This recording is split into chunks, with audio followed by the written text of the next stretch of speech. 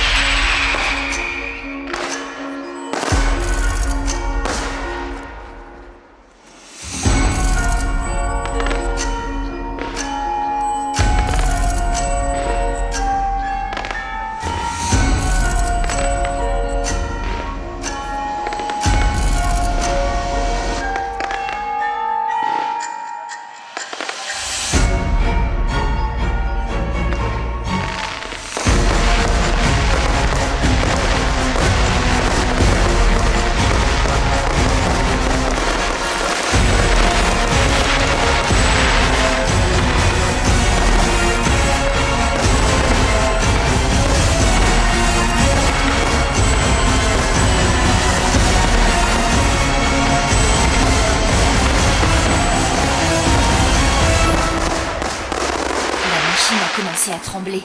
Les engrenages se sont mis en route. Et sans que je comprenne comment, tout est devenu léger, silencieux. Amiens s'est éloigné. Les tours, la cathédrale, les lumières, tout est devenu minuscule. Je montais encore au-dessus des nuages, au-dessus du monde.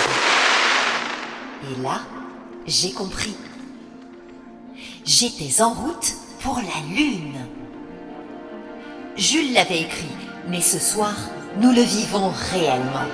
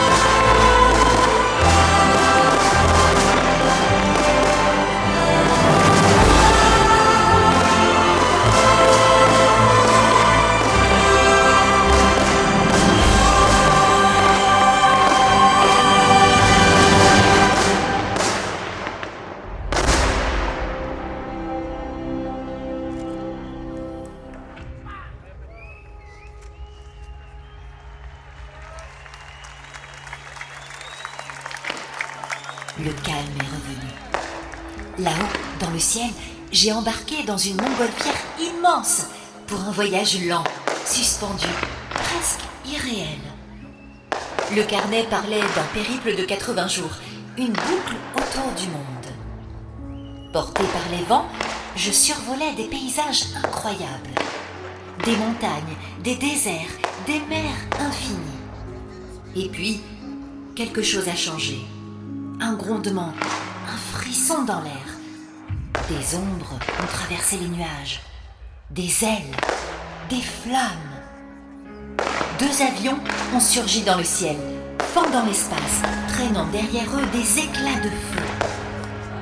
Ils tournaient autour de ma montgolfière, comme 2 oiseaux de lumière, rapides, précis, presque irréels. Ils ont dessiné dans le ciel une danse de feu, un ballet impossible, comme si les éléments eux-mêmes voulaient me souhaiter la bienvenue.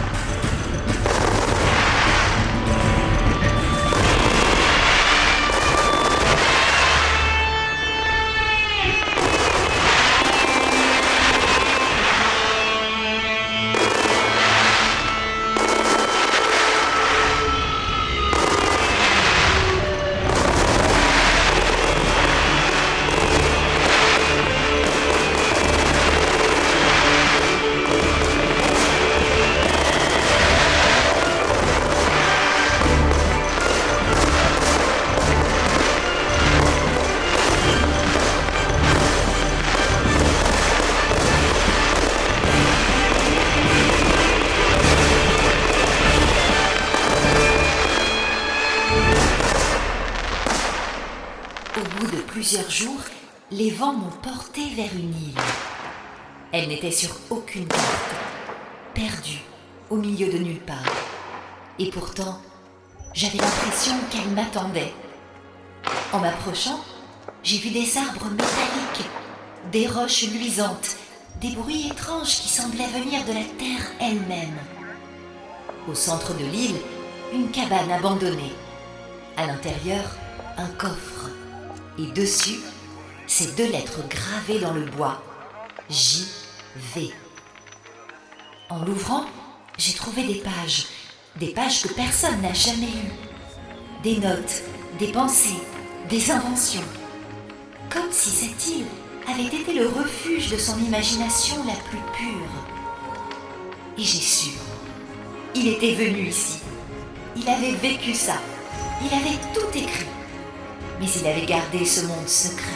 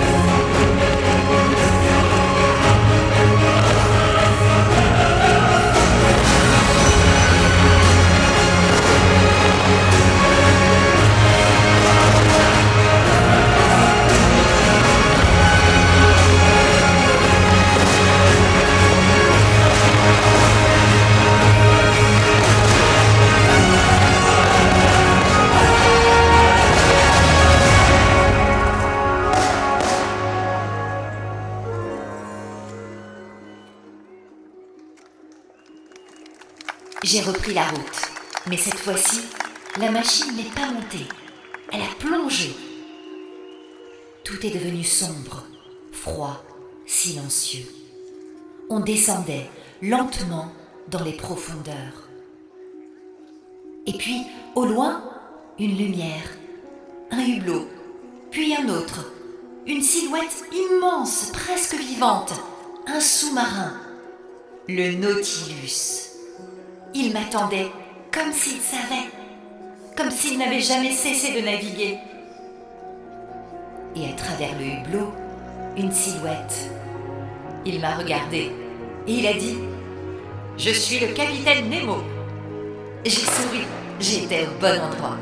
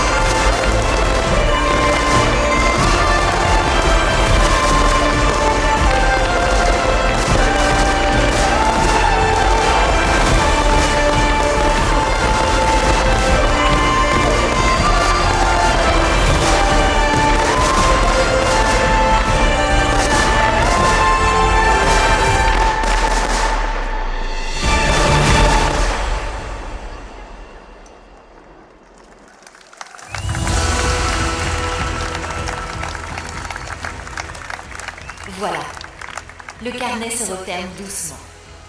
Le ciel s'éteint. Et avec lui, le dernier voyage touche à sa fin. Merci Jules de nous avoir fait tant rêver par ton imaginaire fascinant.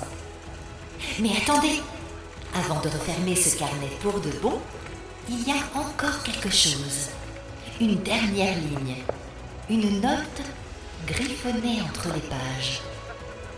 Il avait écrit « Je suis né ailleurs, mais c'est ici, à Amiens, que j'ai appris à rêver. » Tant qu'il y aura quelqu'un pour tourner la page, ces mondes ne mourront jamais.